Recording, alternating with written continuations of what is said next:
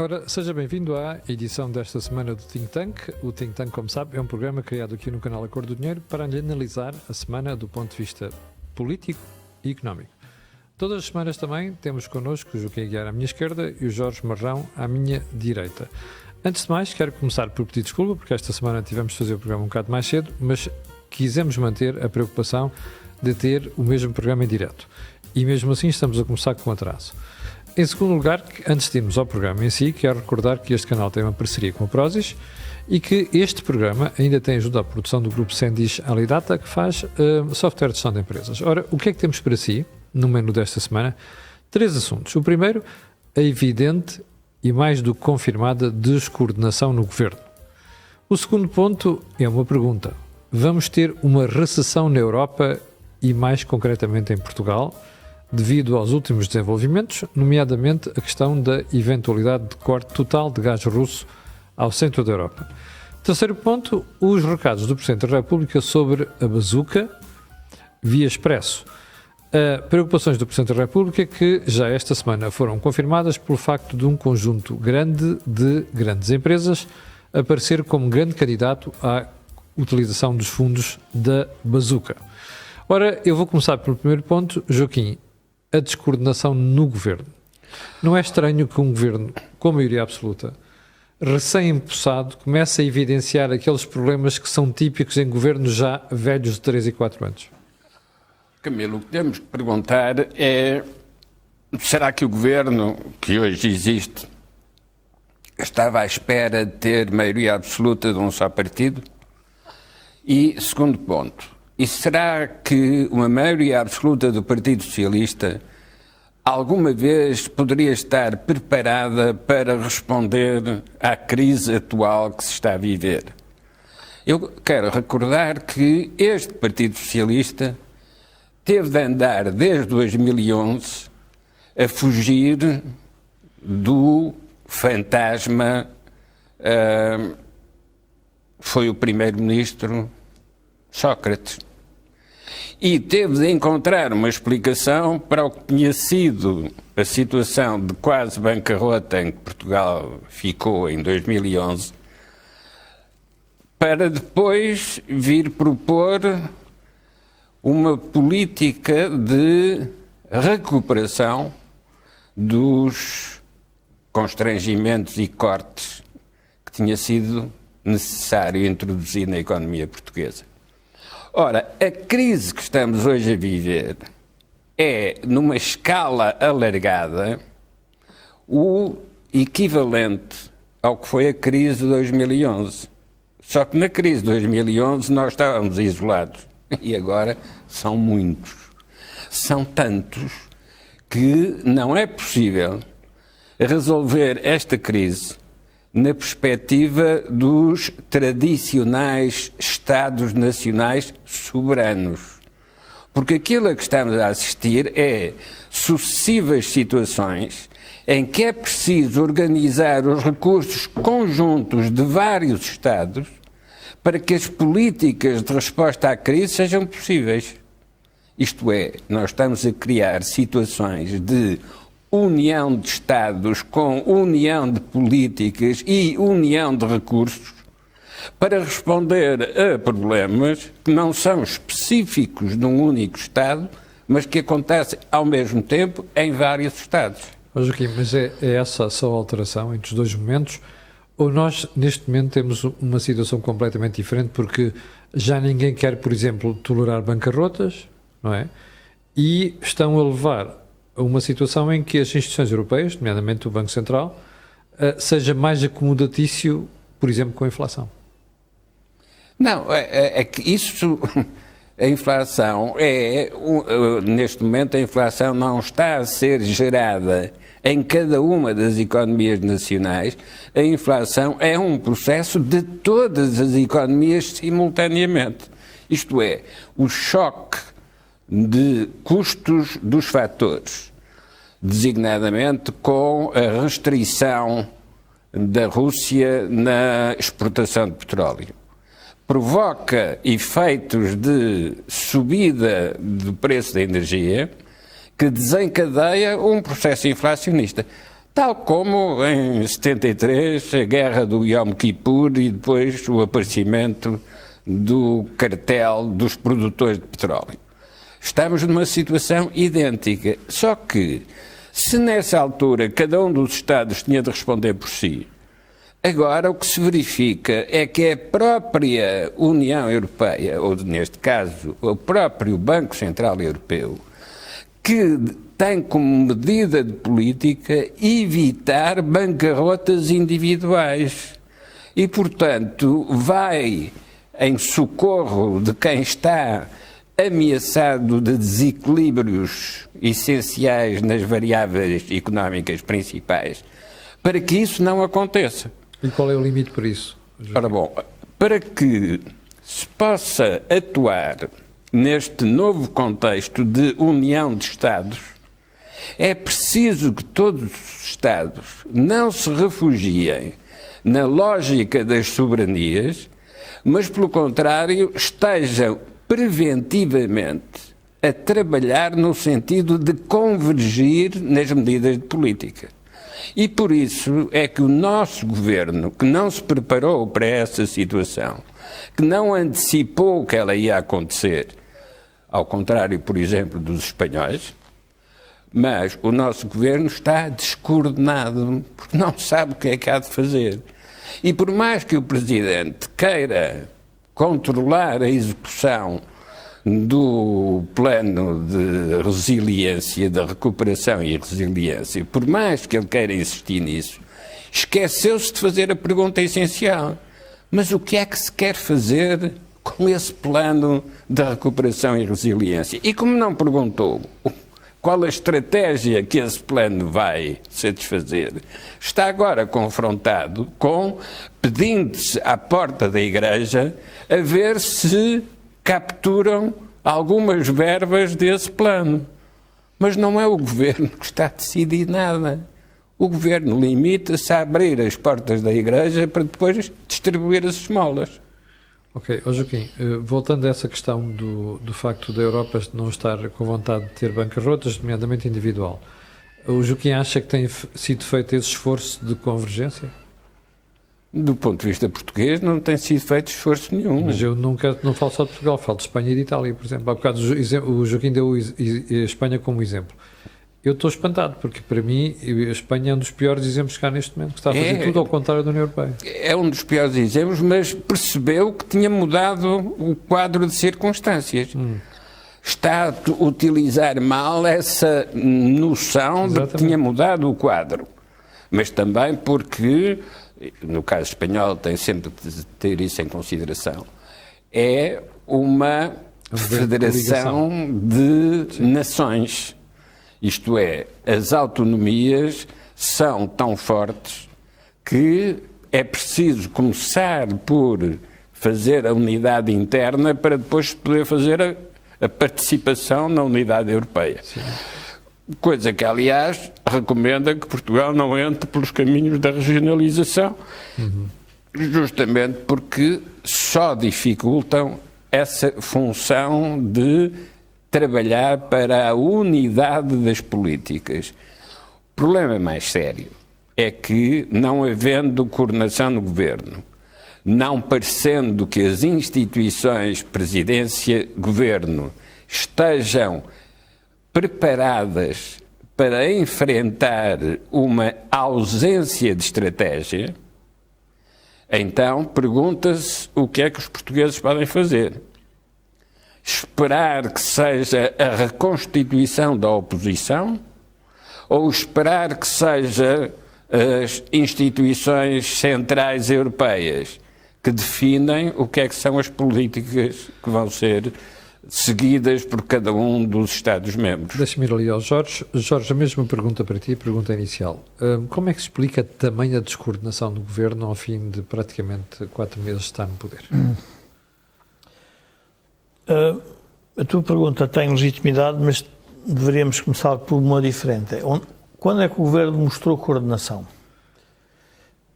No início, no primeiro Governo de António Costa. Primeiro Governo.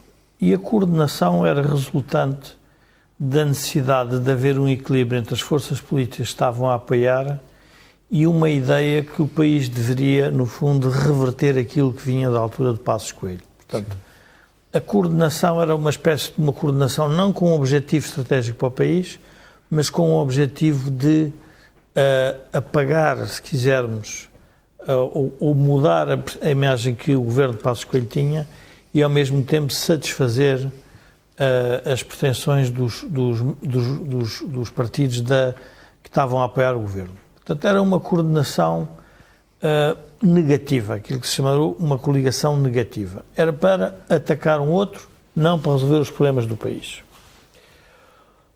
Este governo agora é surpreendido pela maioria absoluta, é surpreendido pelo ter perdido os parceiros de coligação e é surpreendido também porque já não pode continuar com a conversa de Passos Coelho e disto e daquilo e daquele outro.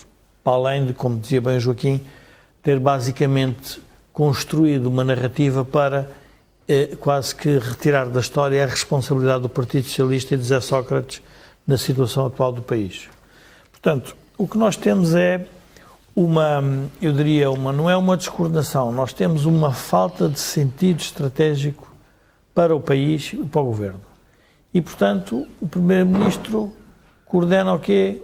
Coordena incêndios, apaga incêndios. O país vai-se incendiando em vários sítios, é nas terras, é no Ministério da Saúde, é no Ministério da Educação, É na CP, é no TAP. Ministério da Defesa, é no Ministério dos Transportes. Portanto, o Primeiro-Ministro e o Presidente da República, eu o que os aconselhava era que ficavam os dois e nunca mais saíam do país, ficavam fechados em São Bento. Porque agora é os incêndios em concreto e dos bombeiros. Amanhã é outra coisa qualquer. É outra coisa qualquer. Portanto, Como há 2 semanas já foram os esta urgências. dupla é uma dupla de bombeiros. Nós, no fundo, o que temos é uma dupla de bombeiros que, na prática, o que está a haver é os acontecimentos que são naturais na vida das sociedades. Os incêndios são naturais. Não é uma coisa... A falta de eficiência e de rigor nos serviços públicos também é algo que vai acontecendo ao longo da história. Portanto, não é nada excepcional. O que é excepcional é a paralisia perante isto tudo. Ou seja, e a paralisia está levada a um extremo. Eu estava a ver um texto que saiu, que circulava nas redes sociais, que era o que é que os portugueses não podiam fazer. Não podíamos comer bacalhau à Brás, não podíamos andar nas horas de calor. Isto está a atingir um nível tal em que o Primeiro-Ministro dá-se ao luxo, se quisermos, à ousadia, ao arrojo, de querer levar o Estado até à máxima interferência na vida dos cidadãos.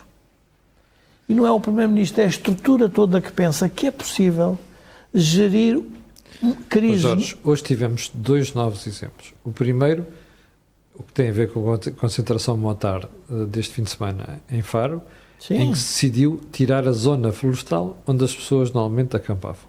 Segundo exemplo, o facto do festival Super Rock não se organizar ali no MEC ou em Sesimbra, porque aquilo implicava uma área florestal, transferi-la para Lisboa. É isso que estás a referir, que é uma interferência excessiva, permanente? É um ascendente inacreditável do Estado sobre a vida das pessoas. Exatamente. Como se as pessoas não pudessem criar incêndios. Ou seja, não é que haja intenção da pessoa criar um incêndio, mas a pessoa é privada da sua liberdade, porque o Estado entende que essa pessoa pode, pelo seu comportamento, vir a criar um incêndio. Portanto, nós temos que ter a noção do que é que isto está a atingir. Quando o bastonário dos advogados se opõe à questão das liberdades e garantias e este abuso permanente do Estado na vida das pessoas, nós temos que olhar disto do ponto de vista político. Porque quem está a ocupar o poder, está a ocupar o poder julgando que pode manobrar, manipular e coartar um povo inteiro.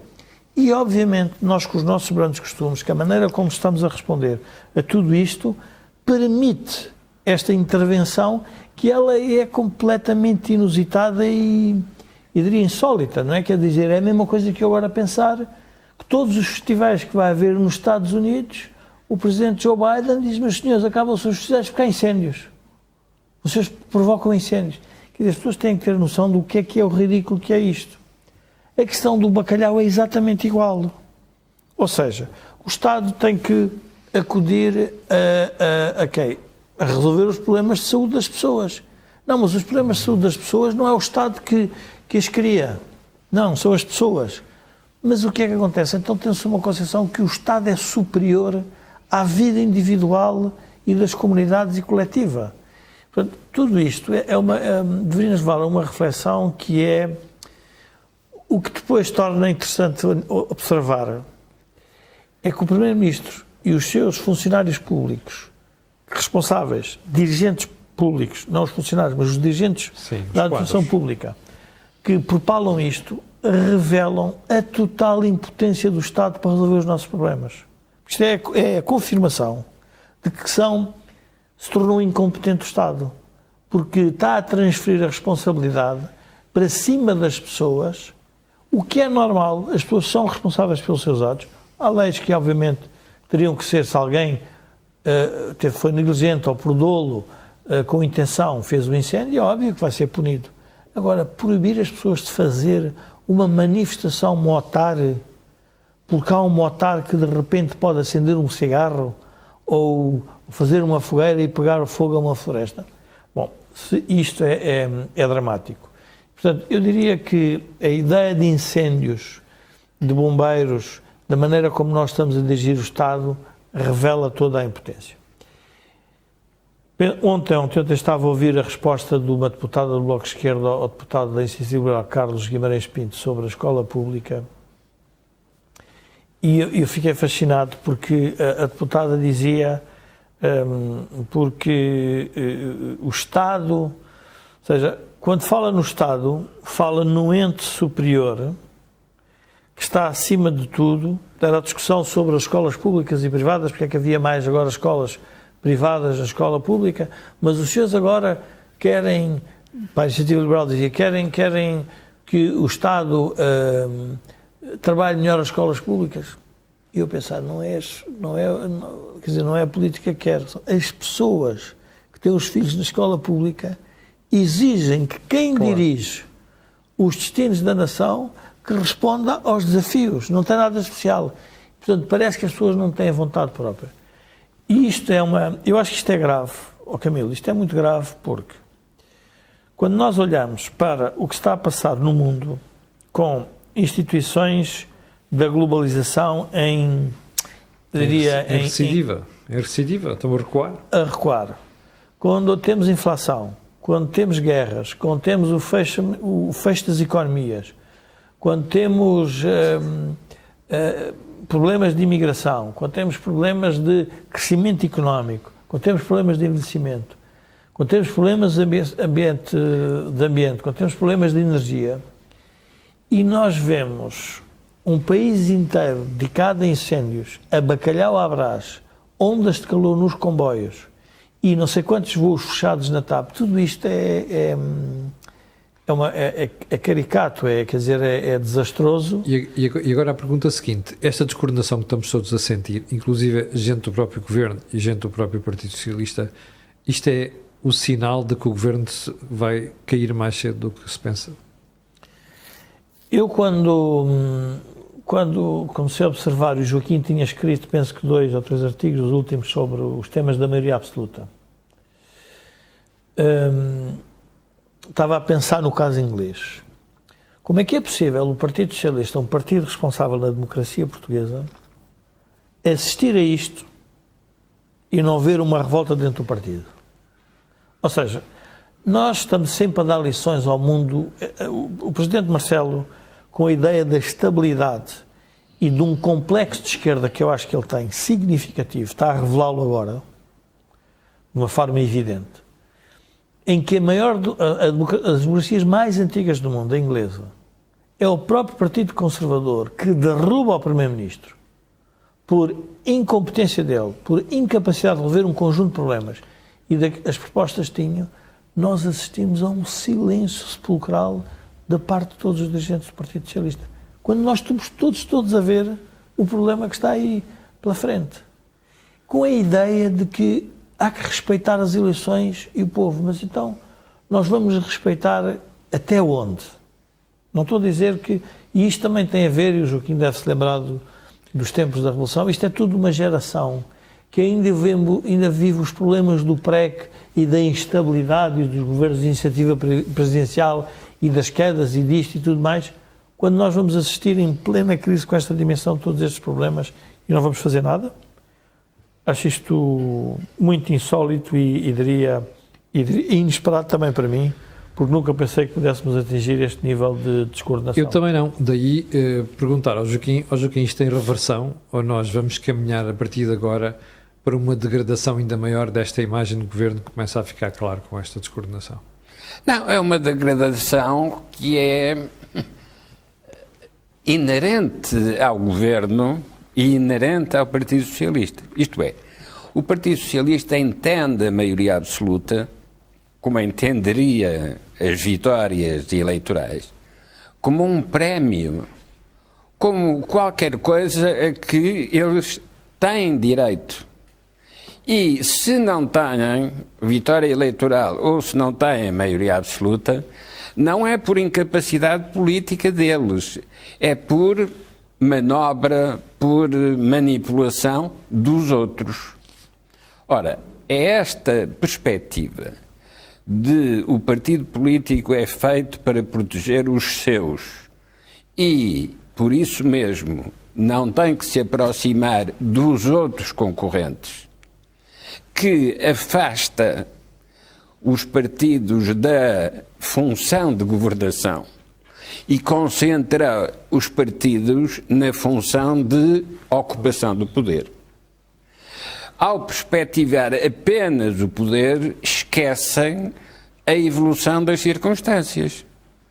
Ora, governar é utilizar a evolução das circunstâncias para fazer melhor do que se tinha, Exato. para modernizar. Isso nunca será possível com o Partido Socialista porque pensa, considera, afirma que o prémio eleitoral não está dependente do futuro, está apenas dependente do passado. E, portanto, se chegaram a uma maioria absoluta é porque merecem. Ora, uma maioria absoluta em política é uma responsabilidade. Isto é uma sociedade ou um conjunto de votantes que fazem parte do eleitorado, os que vão às urnas votar, são esses eleitores efetivos que, ao atribuir uma maioria absoluta a um partido, lhe atribuem a responsabilidade de exercer uma estratégia de modernização. Se o partido a única coisa que tem é uma estratégia de ocupação, vai acontecer uma desagregação. Repare, nós já tivemos essa desagregação, essa falta de coordenação, nos últimos anos de Marcelo Caetano. Não eram os ministros que eram incompetentes.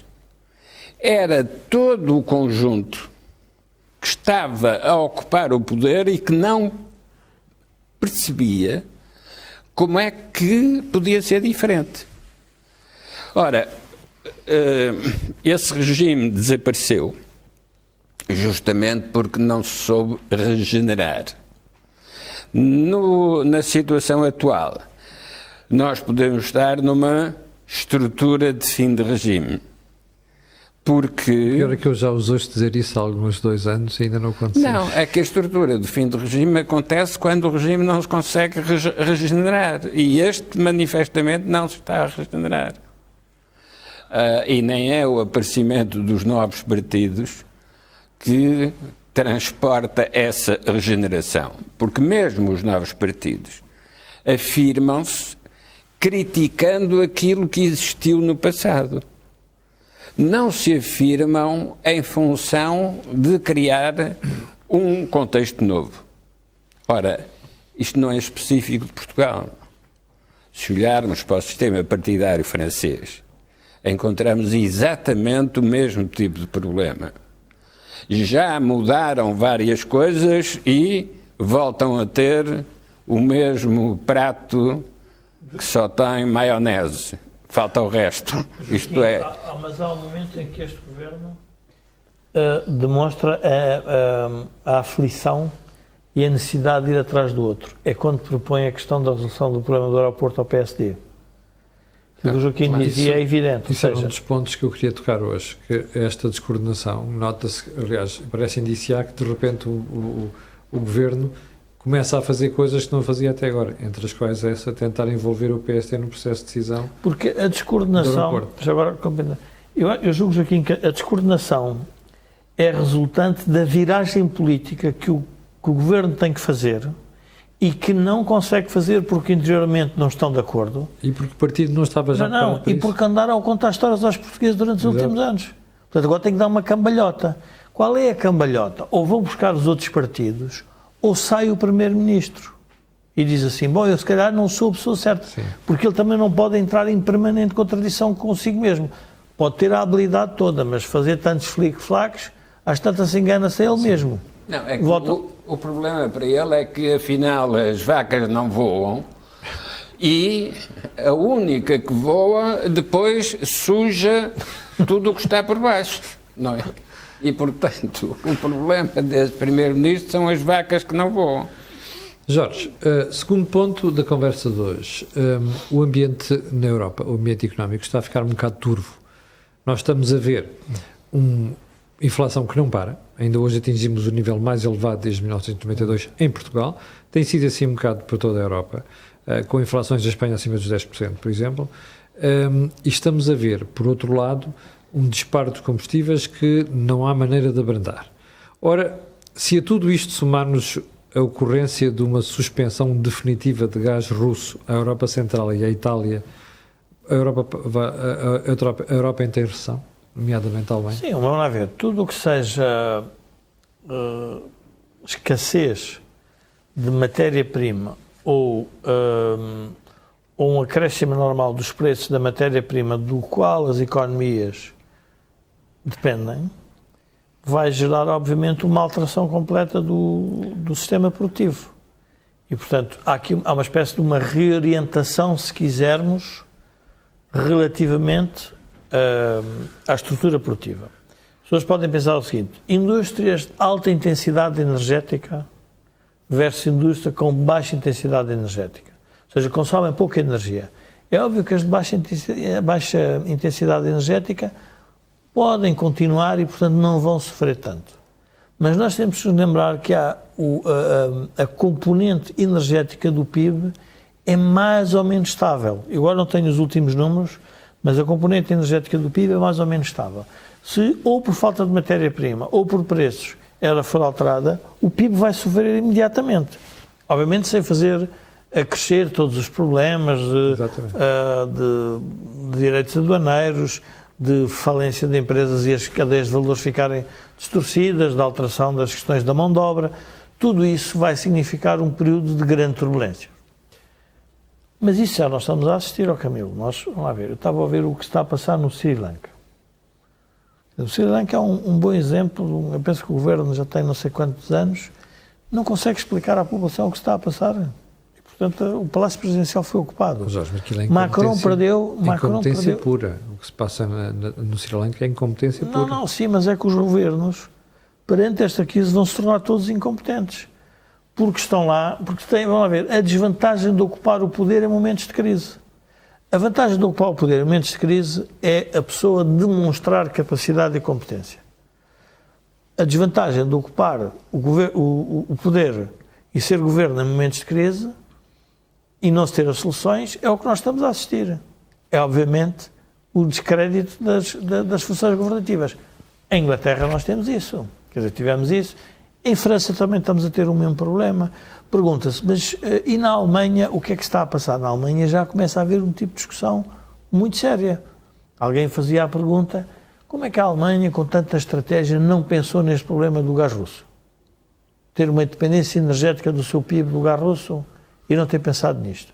Porque isto é uma situação de cisne negro, não é? Black Swan. Não é possível prever com exatidão. Camilo, mas isto... É possível anteciparmos um problema se, entretanto, o comportamento de uma das partes mudar. Ninguém é obrigado a ir para a política e toda a gente que vai para a política há uma coisa que tem que saber. Vai gerir de certeza a realidade. E a realidade é a que tem pela frente, não é a que eu gostaria de ter. O que eu não posso é ir para eleições. Camilo, o que está a passar nos centros políticos é, primeiro, vão para eleições a dizer que conseguem controlar tudo e fazem tudo certo. Mas é mentira.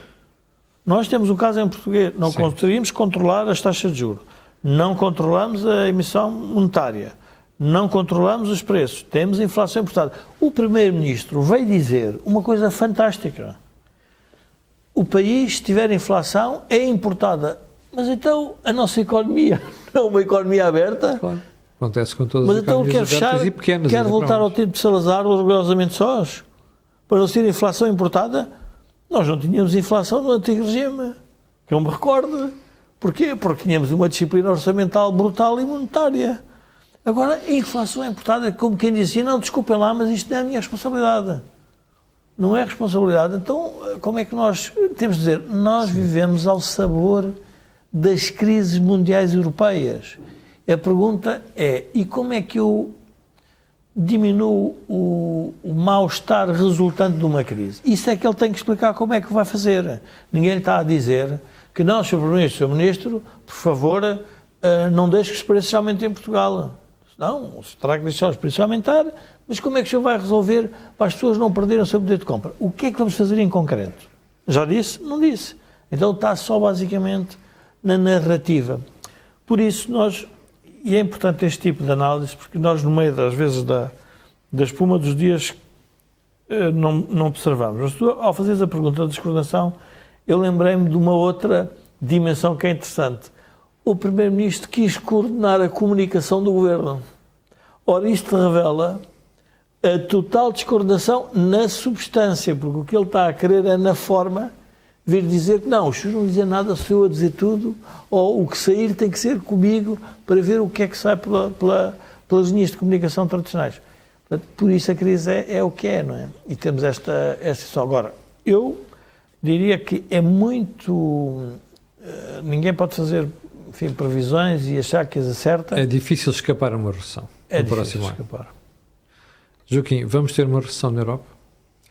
É inevitável, mas vamos ter uma recessão para a qual temos que saber interpretar os mecanismos que conduziram à recessão. Porque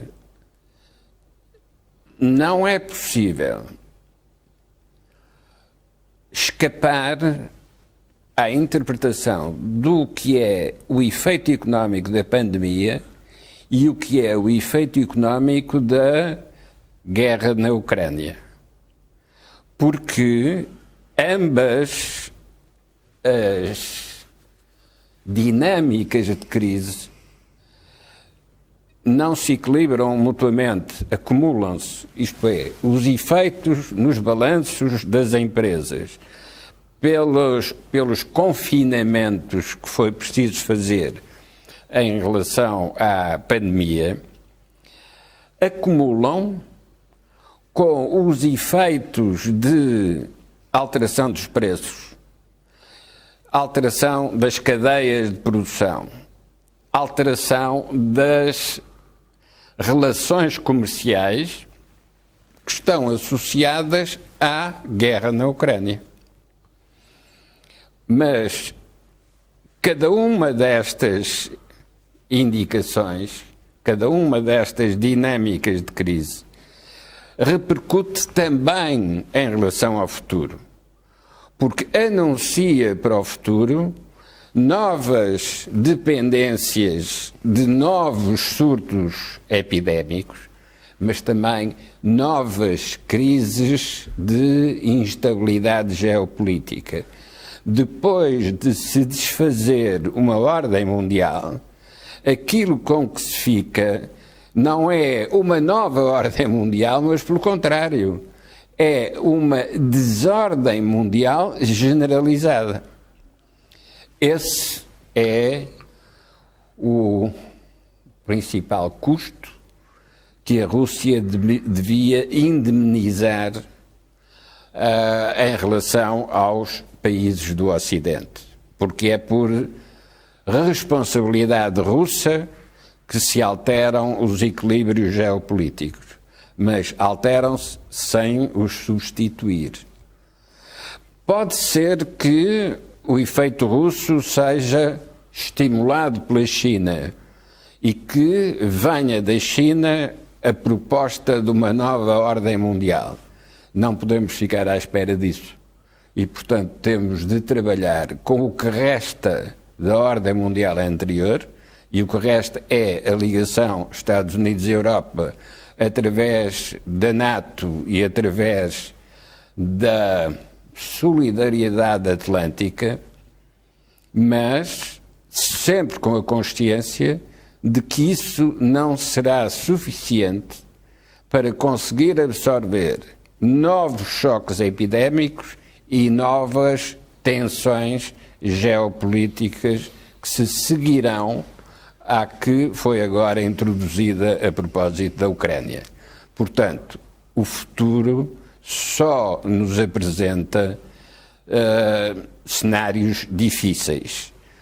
Agora, com a imagem que os americanos puseram à disposição do mundo do novo telescópio que observa o passado, nós temos um bom pretexto para pensar como é que será visto este nosso presente quando for um passado que um futuro telescópio estará a observar.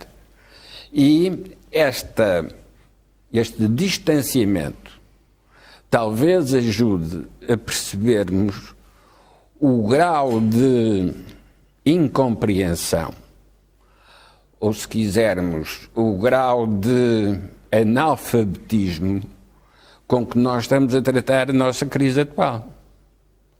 Porque, de facto, estamos a pensar que ela se vai resolver espontaneamente quando, de facto, não há respostas espontâneas para uma crise de descontinuidade. Joaquim, deixe-me voltar para esta questão do facto da Europa estar a caminhar por uma situação destas. Nós temos de um lado o Banco Central Europeu, temos a Comissão a fazer apelo aos governos para gastarem menos, porque senão a política monetária vai doer mais do que doeria se tivéssemos alguma responsabilidade orçamental, e não estamos a ver os Estados preocupados em nada com isso. Os espanhóis anunciaram que vão gastar mais de 2 mil milhões de euros em despesa corrente do que já tinha sido aconselhado pela Comissão Europeia. Os espanhóis anunciaram hoje novos impostos, inclusive com efeitos retroativos, que é uma coisa que a Comissão proibiu ontem, fixou como linha vermelha, em matérias até agora nunca se pensaria. Nós ouvimos hoje o Primeiro-Ministro Pedro Sánchez dizer: este governo não vai tolerar, repare na linguagem utilizada. Isto veio para ficar. Não é só em Espanha, é em Portugal, porque em Portugal também o Governo diz que está a acompanhar as soluções a nível europeu, nomeadamente a questão da windfall tax, tanto nas energéticas como na banca. Isto é a conversa que veio para ficar na Europa? Camilo, todas essas conversas já existiram em muitos outros períodos da história europeia. Sim, mas esperávamos nós que agora houvesse um bocado de maturidade ao fim de mais de 50 anos de integração europeia. O que nós verificamos é que mudam os cenários do teatro e as personagens, mas os erros são sempre os mesmos. São. Noutros períodos, os reis tinham que financiar exércitos, endividavam-se junto dos banqueiros, os banqueiros eram judeus, acabaram em Auschwitz, isto é, os reis que não podiam pagar as dívidas, a única coisa que podiam fazer era expulsar aqueles que tinham os títulos de crédito que os reis tinham assinado. Como eram judeus, tinha que se eliminar essa raça de financiadores. Ora, hoje nós estamos a repetir as mesmas coisas, mas utilizando recursos diferentes. É melhor ficar a dever ao Banco Central Europeu do que ficar a dever aos judeus. É melhor para os judeus e é melhor para os países. Mas assim não se resolve nada, não é? Agora, o que é que significa ficar a dever ao Banco Central Europeu? Significa que fica a dever àquele que emite moeda. Sim. Ora, o que é que está a acontecer à cotação do euro em relação ao dólar? Desde que o euro existe, havia uma vantagem significativa em termos de cotação. Agora já está na paridade. O que é que isto significa para os exportadores? Significa uma benesse porque podem exportar mais, porque os seus produtos ficaram relativamente mais baratos do que aquilo que eram. Só que, para os consumidores desses países, o drama é total, porque vai aumentar os preços de importação, isto significa mais inflação importada, que, conjuntamente com a restrição dos fatores da energia, vai significar um agravamento das tensões inflacionistas. Portanto, o ficar a dever ao Banco Central tem sempre consequências.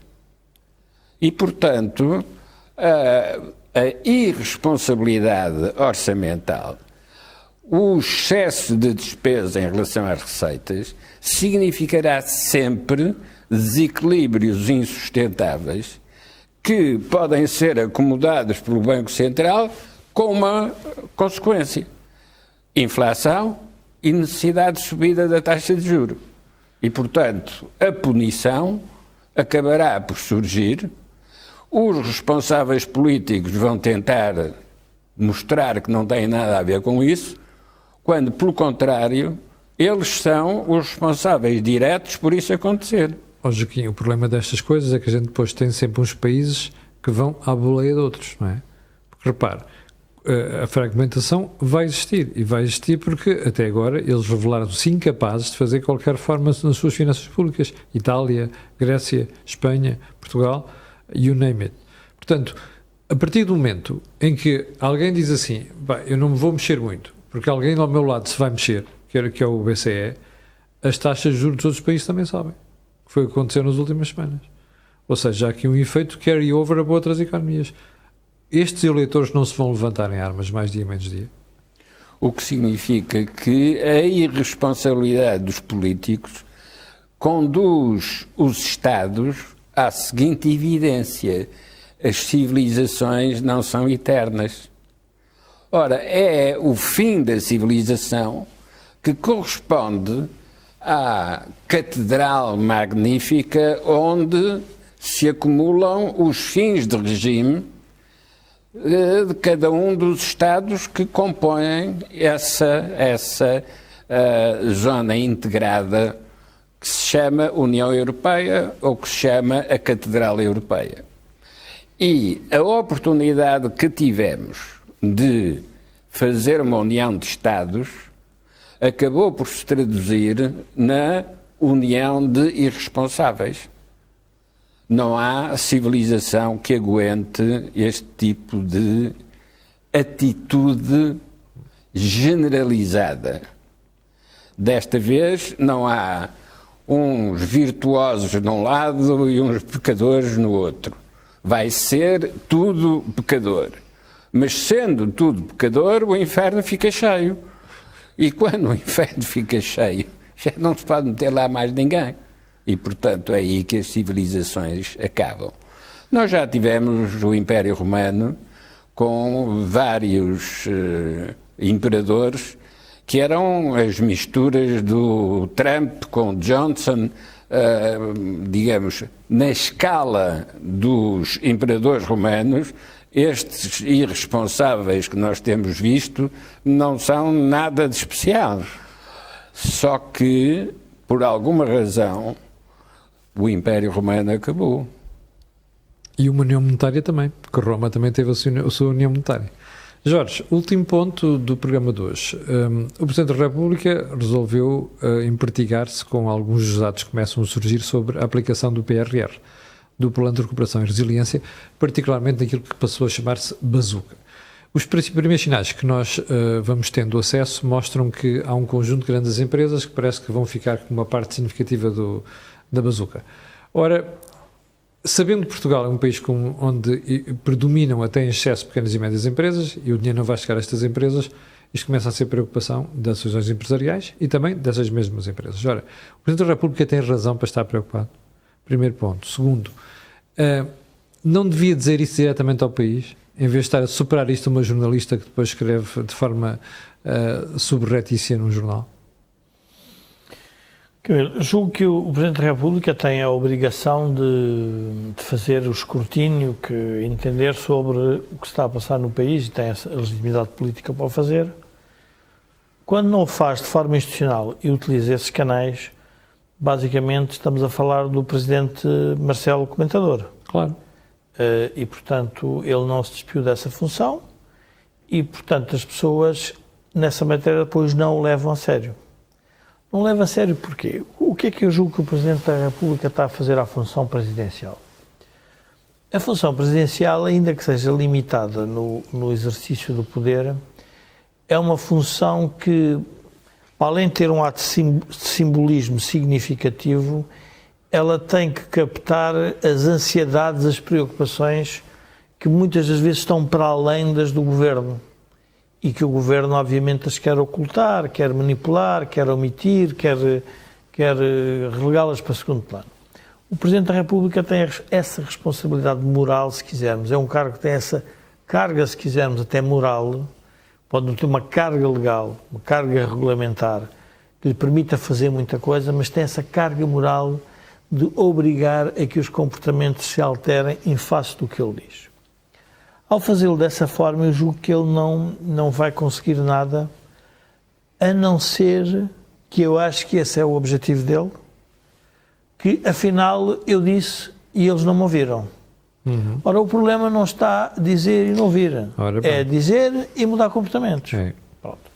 Agora, na questão dos incêndios, o Joaquim tem aquela expressão interessante que eu rio-me sempre quando o Joaquim diz que quando dois macacos vão atravessar o rio e os dois não sabem nadar e agarram-se um ao outro. E afogam-se os dois. No incêndio, na questão dos incêndios, o Presidente e o Primeiro-Ministro agarraram-se um ao outro, vamos ficar os dois aqui para ver o que é que isto dá. E, portanto, há momentos em que eles têm que se separar. E têm que se separar porque têm ideias diferentes sobre a resolução do problema. Se o Primeiro-Ministro, se o Presidente da República deve fazê-lo, deve. A mim o que me intriga neste momento não é o PRR nacional. O PRR nacional é uma espécie de... é um acordo possível dentro de um contexto em que tudo aquilo foi negociado, que foi uma crise brutal, pandémica, em que as pessoas não tinham noção como é que se recuperariam as economias.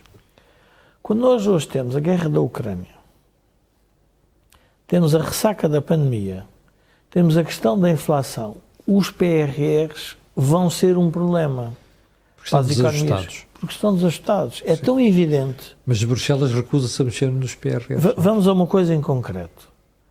Os dirigentes europeus não pararam para vir dizer o que é que significa ajudar à reconstrução da Ucrânia para o entendimento sobre como é que os fundos vão ser distribuídos. Sim. Está toda a gente a pôr costuma dizer, o lixo debaixo do tapete. Ninguém está a querer. Mas nós não podemos antecipar problemas, porque se antecipar problemas estamos, se calhar, a criar novos problemas. Mas este vai ser ou não um problema? É. Portanto, os PRRs vão ser fundos de balões de oxigênio, vão ter problemas vão ser uma espécie de distribuição, porque ninguém percebe bem qual é o objetivo, considerando que as premissas que levaram a ser... Nós lembramos, eu se me recordo, era a resiliência, as alterações climáticas e a transição digital. Sim. Sob as alterações climáticas, nós estamos hoje com um problema que é aceder a bens energéticos de forma estratégica na Europa. Já não é um problema do clima, exatamente. É um problema se temos acesso a esses bens e a que preço. Portanto, está desajustado. A transição digital, todos já percebemos que vai acontecer e terá que acontecer, até porque a crise demonstrou que era relevante a ideia que nós podíamos comunicar de forma distinta. E depois a resiliência, que era no fundo uma ajuda aos Estados para reconstruir a perda que eles introduziram na economia. Ora, esses fundos hoje vão ter este problema de adaptação. Eu julgo que o Presidente da República também vai atrás das discussões da alocação dos fundos numa sociedade como a portuguesa, que é altamente distributiva, com uma rede de interesses muito pequena, Lobbies, grupos de interesse. muito concretos. Portanto, ele tem que fazer isso. Mas eu volto à questão, tu disseste das grandes empresas versus as pequenas. Sim. Eu acho que esse é um dos problemas da sociedade portuguesa, é discutir as grandes versus as pequenas. Desde o 25 de Abril, o Partido Comunista e mais os socialistas e as pessoas com mais complexo de esquerda criaram um anátema sobre as grandes empresas. Verdade. Eu preferia viver num país Com grandes empresas. só com grandes empresas, porque a produtividade era das possibilidades mundiais. Tem mais capital. Não é possível, nem sequer era desejável, porque, como dizia o Presidente Roosevelt, é preciso que um governo seja federal para que possa aguentar com grandes empresas dos Estados. Porque só a federação é que aguentava com o lobby de uma grande empresa. E nós precisamos disso. Precisamos de um Estado que enfrente os interesses das grandes empresas. Mas não temos que fazer um anátema e expulsar a ideia que as grandes empresas são perversas à economia. Não são. E provavelmente a aplicação desses dinheiros até em grandes empresas pode ser distinta e pode ter outro tipo de efeitos que nós hoje desconhecemos. Mas quando o Governo fez a apresentação do PRR, em que agora pede a ajuda ao PSD, no caso do aeroporto, também não falou com ninguém. Se nós recordarmos, contratou um economista, uma pessoa, para fazer o plano Costa e Silva, que hoje é ministro. E, portanto, o que é que nós podemos fazer perante isto? Pouca coisa. Porque na raiz ele está inquinado, este programa. Porque estes programas, e isto é muito importante as pessoas perceberem, um governo sem estratégia, sem coordenação, que não tem um rumo muito claro, então vai utilizar todos os instrumentos para ocupar o poder e para o manter. E por isso é que o Presidente da República tem que intervir. Mas o Presidente da República devia, na minha opinião, fazer também exercícios mais estratégicos para o país. Faz um exercício estratégico do orgulho nacional, do valor da alma lusitana, do valor de Portugal no mundo. Mas hoje não é esse o nosso problema. Que todos sabemos, nós temos isso mais ou menos resolvido. O que nós não temos resolvido é para onde é que nos querem levar. Vamos ser como os suecos?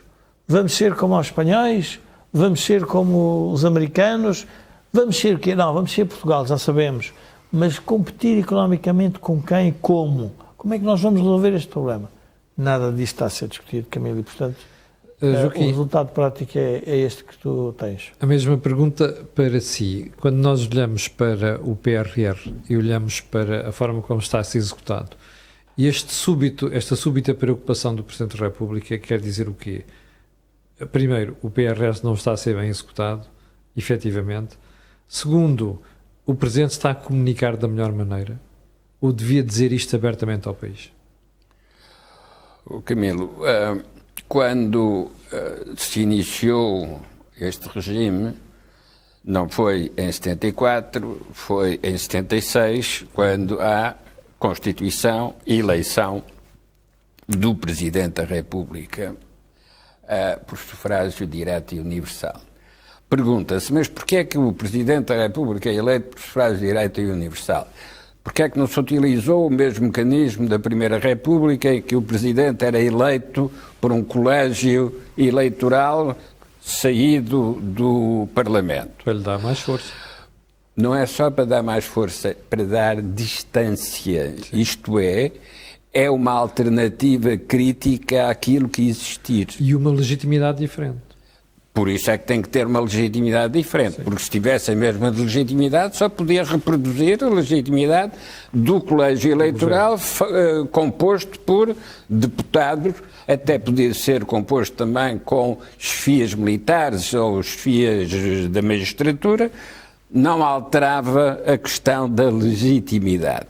Ora, o Presidente, ao ser eleito por sufrágio direto e universal, tem uma legitimidade que vem da população, de todos os registados para para os cadernos eleitorais. De um lado, colégio eleitoral, do outro lado, cadernos eleitorais. Não é por acaso que é assim. E, de facto, os melhores exercícios da função presidencial foram aqueles em que havia distância entre o Presidente e o Primeiro-Ministro.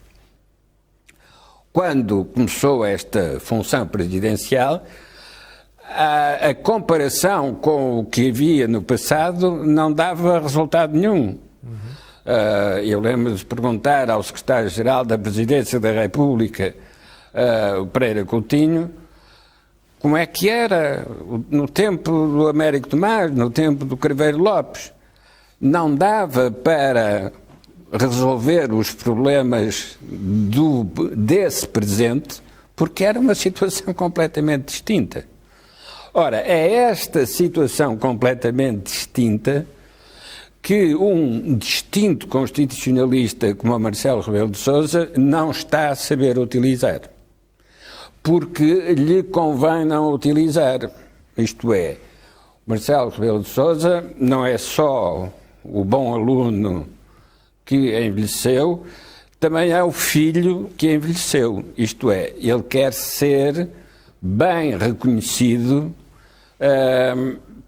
pelos seus professores e pelos seus pais. E para ser bem reconhecido, ele não pode abrir conflitualidade. Ele foge dos conflitos. Por isso é que mergulha nos afetos. Ora, um Presidente da República não é um enfermeiro de asilo psiquiátrico. Sim. É afetos e recados. É exatamente. Afetos e recados. Bom, é os filhos e os cadilhos. Porque, para usar uma terminologia conhecida, mas com sotaque de Alcaíns e de Castelo Branco, era os filhos e cadilhos. Ora bom, é porque tem de trabalhar com filhos e cadilhos que o Presidente da República tem que ter distância em relação aos detentores do Poder Executivo. É isso que lhe permite atuar preventivamente ou só atuar depois das questões acontecerem. Mas então tem que atuar com muito maior dureza e com muito maior impacto. Por isso é que existe a dissolução do Parlamento e a demissão do Primeiro-Ministro. Agora é mais difícil se não houver dissolução do Parlamento, mas com a dissolução do Parlamento também se consegue a demissão do Primeiro-Ministro. Portanto, esta intervenção do Presidente vai ter algum efeito, em sua opinião? Não tem efeito nenhum, porque já não vai a tempo. Pois. Já devia ter sido, a propósito da decisão da União Europeia de financiar os PRR, logo nessa altura o Presidente devia ter posto as condições estratégicas para a aplicação do PRR. Agora, depois de já estar em execução o PRR, já não pode fazer nada. Bom, e assim acabamos por fechar o programa desta semana. Como sabe, o Think Tank é programa semanal, portanto nós voltaremos na próxima terça-feira. Antes de fecharmos o programa de hoje, quero só lembrar que este canal tem uma parceria com a Prozis e que este programa ainda tem ajuda à produção do grupo Sen Digitaldata, que faz software de gestão de empresas. Nós voltaremos na próxima terça-feira, mas no final não quero deixar de pedir o que peço sempre, que é colocar um gosto e fazer partilha nas redes sociais, porque aquilo que houve aqui não houve em mais sítio nenhum. Quanto a nós, na próxima terça-feira, quanto a mim, amanhã às 8 da manhã. Fique bem, tenha um grande dia.